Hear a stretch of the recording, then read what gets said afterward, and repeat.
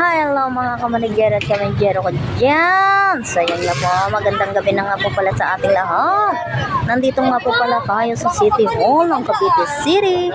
Dito po sa PN. So ayan, ganito po ang kapaligiran dito sa PN. Kung makikita nyo, maraming ilaw-ilaw, mga Christmas light. So malapit na kasi ang Christmas. So pinaganda talaga to ng ating mahal na Mayor Denver Chua. So ayan. Wow, ang ganda. Saan? Ito nga po pala si ating kamanigero. Todo outfit. So ayan.